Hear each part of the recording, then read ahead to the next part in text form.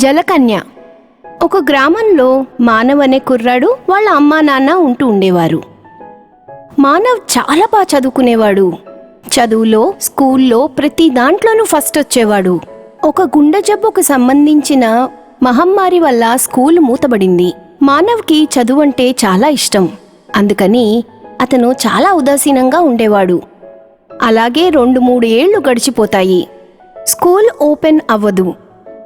మానవ్ తన చదువుని అంతా మర్చిపోతాడు. కొన్ని రోజుల తర్వాత స్కూల్ ఓపెన్ అవుతుంది. కానీ మానవ్ ఇలా ఆలోచిస్తాడు. ఇప్పుడు నేనన్నీ మర్చిపోయాను. ఇప్పుడు నేను ఎలా పాస్ అవుతాను?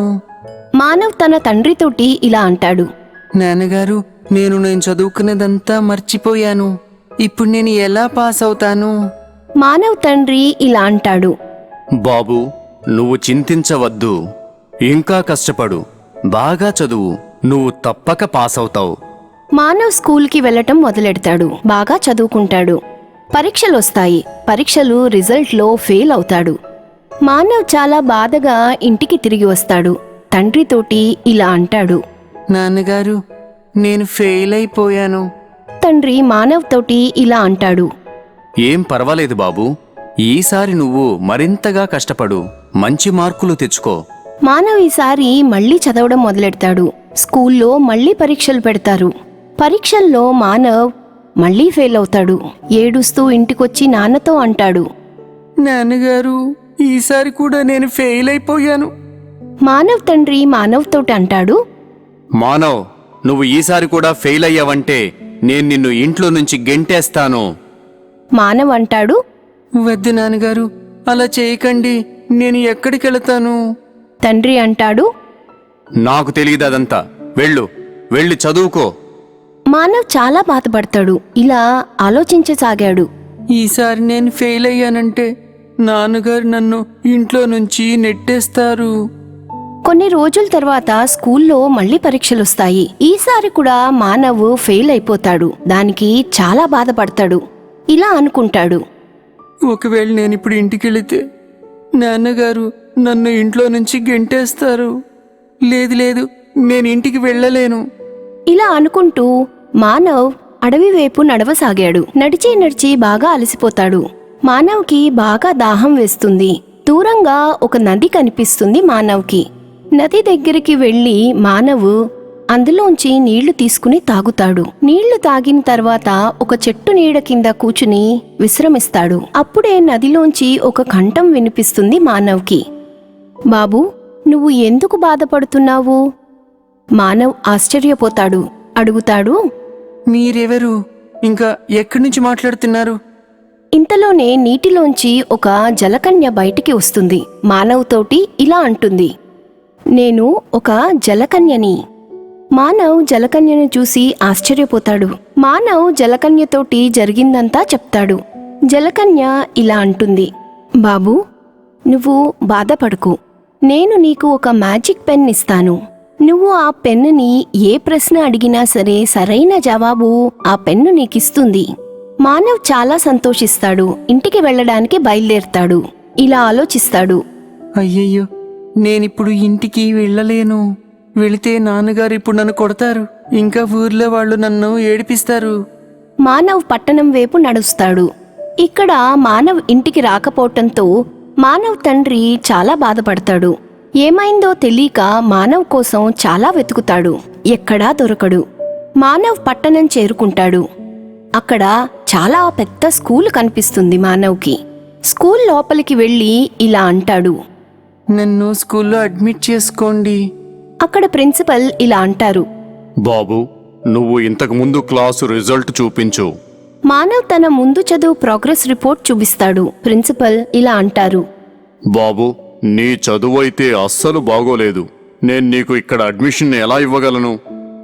మానవ్ అంటాడు. సార్, నేను కష్టపడతాను. ప్రిన్సిపల్ అంటారు. సరే, రేపటి టెస్ట్లో నువ్వు పాస్ అయ్యావంటే అప్పుడు నేను నిన్నిక్కడ అడ్మిట్ చేసుకుంటా. మానవ్ అక్కడి నుంచి వెళ్ళిపోతాడు. వెళ్ళి ఒక ఫుట్పాత్ మీద కూర్చుంటాడు. కూర్చుని ఇలా ఆలోచిస్తాడు. నేను రేపు టెస్ట్ ఎలా రాయాలి? నాకైతే చదవడం కూడా రాదు కదా.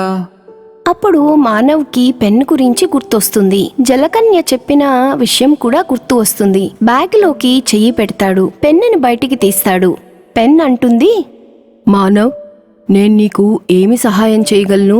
మానవ్ పెన్ తోటి అంటాడు, రేపు టెస్ట్లో ఏమడుగుతారు? నువ్వు నాకు ఈ విషయం చెప్పగలుగుతావా? పెన్ అంటుంది, నాతోటి పేపర్ మీద ఇచ్చిన ప్రశ్నలకి రాస్తూ వెళ్ళు. నేను అన్నిటికీ జవాబిస్తాను. మానవ్ పేపర్ మీద పెన్నుని పెడతాడు. అన్ని ప్రశ్నలకి పెన్ను దానంతట అదే సమాధానాలు ఇచ్చేస్తుంది.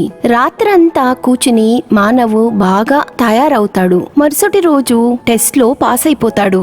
మానవ్ అక్కడే హాస్టల్లో ఉంటూ ఉండేవాడు. చాలా శ్రద్ధగా చదువుకునేవాడు. బాగా చదువుకుని పెద్దయిన తర్వాత పెద్ద బిజినెస్ మ్యాన్ అవుతాడు. అతని దగ్గర పెద్ద బంగ్లా ఇంకా మంచి కారు ఉంటుంది. కొద్ది రోజులకి అతని గ్రామానికి వెళ్తాడు. అక్కడికి వెళ్ళిన తర్వాత అతను గమనిస్తాడు, తన తల్లి తండ్రి ఒక పూరి గుడిసెలో అడవి దగ్గర ఉంటున్నారని. అది కూడా ఒక గుడిసెలో. మానవ్ తన తల్లిదండ్రుల దగ్గరికి వెళ్తాడు. వాళ్ళు మానవ్ని అసలు గుర్తుపట్టరు. వాళ్ళు మానవ్ తోటి ఇలా అంటారు, బాబు, ఎవరు నువ్వు? నువ్వు మా ఇంట్లో ఏం చేస్తున్నావు? మానవ్ అంటాడు, మీరు నన్ను గుర్తుపట్టలేదా? నేను మీ కుమారుడు మానవ్ని. మానవ్ తల్లిదండ్రులు అతన్ని కౌగిలించుకుంటారు. అతనితోటి ఇలా అంటారు, బాబు, నువ్వు ఎక్కడికి వెళ్ళిపోయావు?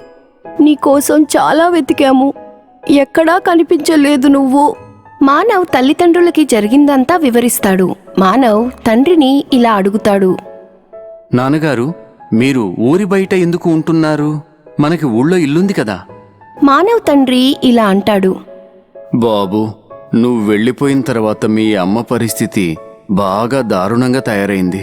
ఆమె వైద్యం కోసం నా దగ్గర డబ్బులు లేవు. దాంతో నేను ఇంటిని తనఖా పెట్టాను. బాకీ తీర్చలేనందుకు లాలా నన్ను ఊరి నుండి బయటకు నెట్టేశాడు. ఇంకా ఇంటిని లాక్కున్నాడు. నాన్నగారు, ఇప్పుడు నేనొచ్చేశాను. మీరిక ఏం చింతించకండి. మానవ్ తనతో పాటు తల్లిదండ్రులని తన ఇంటికి తీసుకుని వెళ్తాడు.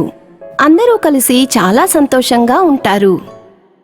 తో ఫ్రెండ్స్, ఇలాంటి మరిన్ని కథలు చూడటానికి మా ఛానల్కి సబ్స్క్రైబ్ చేసుకోండి. ఇంకా బెల్ ఐకాన్ని క్లిక్ చేయండి. కథలు మిస్ అవ్వకుండా ఉండడానికి. మరిన్ని కథలతో మళ్ళీ కలుద్దాం. Bye bye.